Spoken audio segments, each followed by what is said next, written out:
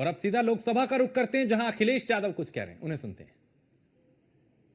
भी है, जनता इसके लिए मानहानि का दावा भी कर सकती है।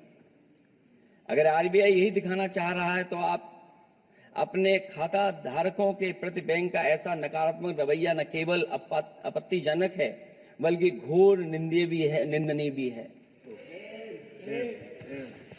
आरबीआई ऐसे विज्ञापनों से नहीं बल्कि अपने सिस्टम को चुस्त दुरुस्त करके वह जनता में बैंकिंग साक्षरता और बैंकिंग सजगता जागरूकता अभियान चलाकर जनता को सचेत और सावधान करें। उसी के बाद मैं समझता हूं जब भी हम लोग मोबाइल खोलते हैं कोई ना कोई आवाज सुनाई देती है उसके अंदर। क्या सभापति महोदय डिजिटल अरेस्ट के माध्यम से लाखों लाख रुपया नहीं लूटा जा रहा है? आखिरकार उसके लिए जिम्मेदार कौन है? कौन जिम्मेदार है उसके लिए? जो बजट दिया है, जो बजट में बातें निकल करके आ रही हैं, बजट में पीडीए के उत्थान के लिए कुछ भी नहीं है सभापति महोदय। और जो लोग अपनी जीडीपी की न जाने कितनी कहानियां बताते थे, आज वो जीडीपी रेट क्यों कम होता चला जा रहा है? क्यों जीडीपी 6.4% के आसपास पहुंच गई है? न केवल जीडीपी बल्कि आज अगर हम 87 रुपए लेकर के ही $1 ले सकते हैं। कभी डॉलर को नीचे गिरने की कहानी कहीं किसी से जोड़ दी गई थी। आज सोचिए कितने रुपए हम इकट्ठे करते हैं तब जाकर के हमें $1 मिलता है। क्या सरकार के पास इसका कोई जवाब है?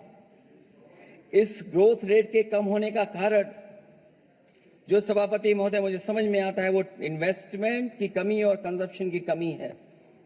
ये देश की आर्थिक विकास की स्थिति पर प्रश्न चिन्ह लगाता है। और यही नहीं, सभापति महोदय जो भेदभाव बढ़ता चला जा रहा है, जो खाई पैदा होती जा रही है, इन्हीं के आंकड़े बताते हैं कि खाई कितनी है। मुट्ठी भर लोगों के पास पूरे देश की संपदा पहुंच गई। जो ज्यादा लोग हैं वो गरीब हैं। उनके जीवन यापन के लिए 80 करोड़ लोगों को आपको राशन बांटना पड़ रहा है। क्या यही विकसित भारत की तस्वीर है? और फिर दुनिया में हम पर कैपिटा इनकम में कहां खड़े हैं? अगर हम केवल सरकार से सभापति महोदय आपके माध्यम से जानना चाहें कि जिन परिवारों को आप राशन दे रहे हैं उन परिवारों की पर कैपिटा इनकम क्या है? और अगर विकसित भारत की तस्वीर लेकर के ये सरकार चलना चाहती है तो कम से कम सरकार की सभापति महोदय जिम्मेदारी बनती है कि जो 80 करोड़ लोग राशन पा रहे हैं उनके आपकी पर कैपिटा इनकम क्या है? एक बहुत प्रिय काम सरकार का है, इतना प्रिय है कि उसका नाम बदल करके इज्जत घर कर दिया गया। मुझे याद है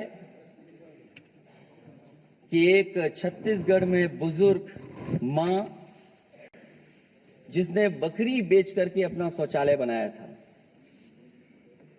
और बकरी बेचने के बाद शौचालय जब बनाया तो देश के प्रधानमंत्री जी ने उनका सम्मान किया। आखिरकार सवाल यह है कि बकरी उसे क्यों बेचनी पड़ गई? इसका मतलब यह है कि आपकी जो बनाई हुई स्कीम वो जमीन पर नहीं पहुंच रही है,